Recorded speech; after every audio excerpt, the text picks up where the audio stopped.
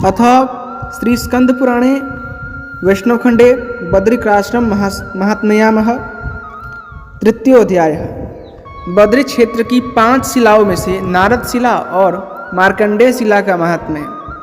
महादेव जी कहते हैं, हे स्कंद, जो महापातकी और अतिपातकी है वे भी अग्नि तीर्थ में स्नान करने मात्र से पवित्र हो जाता है।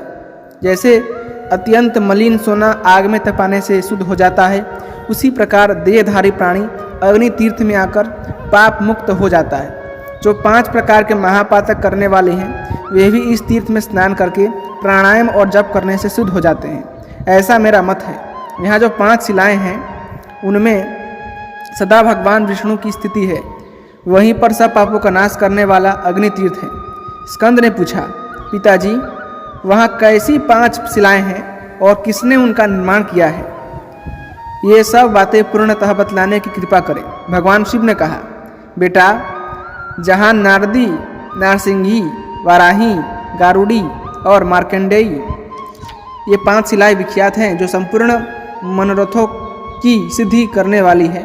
एक समय भगवान नारद ने एक शिला पर बैठकर वायु पीकर रहते हुए महाविष्णु का दर्शन करने के लिए अत्यंत कठोर तपस्या की। वे 60,000 वर्षों तक वृक्ष की भांति स्थिर भाव से उस शिला पर विराजमान रहे। तदंतर भगवान विष्णु ब्राह्मण का रूप धारण करके कृपापूर्वक उनके सामने गए और उन मुनिश्रेष्ठ नारद से इस प्रकार बोले, हे मुने, बताओ तुम क्या चाहते हो? नारद जी ने कहा, आप कौन हैं? इस निर्जन वन में आपके दर्शन से मेरे मन में बड़ी प्रसन्नता हो रही है। नारद जी के ऐसा कहने पर बालक रूपी भगवान विष्णु ने कृपा करके उन्हें अपने दिव्य स्वरूप का दर्शन कराया। उनके हाथों में शंख, चक्र, गदा और आदि आयुध शोभा पा रहे थे। वे पीताम्बर से सुशोभित और कमलों की माला से विभूषित थे। लक्ष्मी का निर्मल निवासभूत भगवान का वक्ष श्रीवत्स चिन्ह तथा कौस्तुभ मणि की प्रभा से प्रकाशमान था। सुनंद आदि पार्षद भगवान जनार्दन की स्तुति कर रहे थे। उन्हें देखकर नारद जी के शरीर में नूतन प्राण सा आ गया। वे सहसा खड़े हो गए और हाथ जोड़कर बारंबार नमस्कार करते हुए जगदीश्वरों के भी ईश्वर श्री विष्णु की स्तुति करने लगे, जो सबके साक्षी और संपूर्ण जगत के अधीश्वर हैं, जिन्होंने भक्तों की इच्छा से दिव्य देह धारण किया है, जो शरणागतों के लिए दया के महासागर हैं। वे पावन दिव्य मूर्तिधारी भगवान श्री हरि मुझ पर प्रसन्न हो, जो संपूर्ण जगत के हित के लिए और साधु पुरुषों के मन को संतुष्ट और उनका कल्याण करने के लिए शीघ्र ही अपनी उत्तम कलाओं द्वारा दिव्य देह धारण कर प्रसन्नतापूर्वक दिव्य लीला और हास्यपूर्ण दृष्टि प्रकट करते हैं। सत्व गुण का समुदाय ही जिनका स्वरूप है, वे भगवान विष्णु मुझ पर प्रसन्न हो। जिनके चरणारविंदों का अर्चन करने से निर्मल चित्त हुए मनुष्य ज्ञान रूपी खड़ग से संसार बंधन के मूल हेतुओं को काट डालते हैं और खेदर रहित होकर जिनके स्वरूपभूत ब्रह्मानंद की उपलब्धि कर लेते हैं, दिनों पर दयार्द चित्त रहने वाले वे भगवान विष्णु मुझ पर प्रसन्न हो। जिनका अनुसरण करने वाले देवता विपत्तियों के समुद्र को भी बछड़े के खूर के समान लांघकर निर्भय हो स्वर्ग में निवास करते हैं, वे सर्वभूतात्मा हैं। हे प्रभु, आप वासुदेव, संकर्षण, प्रद्युम्न तथा अनिरुद्ध स्वरूप विष्णु को बारंबार नमस्कार है। हे जनार्दन, आज आपके दर्शन से मेरा जीवन धन्य हो गया, मेरी तपस्या फलवती हुई और मेरा ज्ञान भी सफल हो गया। श्री भगवान बोले, हे नारद, तुम्हारी इस तपस्या और स्तुति से मैं प्रसन्न हूँ। तीनों लोकों में तुमसे बढ़कर दूसरा कोई मेरा भक्त नहीं है। तुम्हारा कल्याण हो, तुम कोई वर मांगो। नारद जी ने कहा, हे देव, यदि आप मुझे वर देते हैं तो एक तो अपने चरण कमलों में अविचल भक्ति दीजिए, मेरी शिला के समीप रहना आप कभी न छोड़िए, ये दूसरा वर है। और मेरे इस तीर्थ के दर्शन, स्पर्श, स्नान और आचमन करने वाला मनुष्य पुनः संसार में शरीर न धारण करे, यह मेरा तीसरा वर है। श्री भगवान बोले, एवमस्तु, मैं तुम्हारे स्नेहवश समस्त चराचर जीवों को मुक्ति देने के लिए तुम्हारे तीर्थ में निवास करूँगा। ऐसा कहकर भगवान विष्णु वहीं अंतर्ध्यान हो गए। तदंतर नारद जी भी कुछ दिनों तक बद्री क्षेत्र में निवास करके मथुरापुरी को चले गए। स्कंद ने कहा, हे भगवान, अब मुझे मार्कंडेय शिला की महिमा बताइए। भगवान शिव बोले, पहले त्रेता युग के अंत में मार्कंडेय जी तीर्थ यात्रा का परिश्रम उठाते हुए मथुरा में आए। वहाँ उन्हें नारद जी का दर्शन हुआ।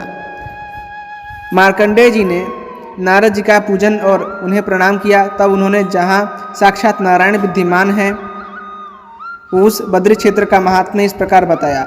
हे साधो, बद्री तीर्थ महाक्षेत्र है, वहाँ भगवान विष्णु का नित्य निवास है। तुम वहीं जाओ और वहाँ तुम्हें साक्षात श्री हरि का दर्शन होगा। यह सुनकर मार्कंडेय जी को बड़ा विस्मय हुआ।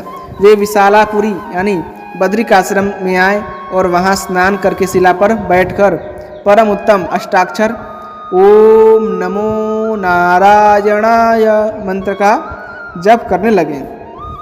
दिन रात तक जप करने के बाद भगवान जनार्दन उन पर प्रसन्न हुए और उन्हें शंख, चक्र, गदा, पद्म और वनमाला आदि से विभूषित स्वरूप का दर्शन कराया। उन्हें देखकर मार्कंडेय जी सहसा उठे और प्रणाम करके प्रेम से गदगद वाणी में उनकी स्तुति करने लगे।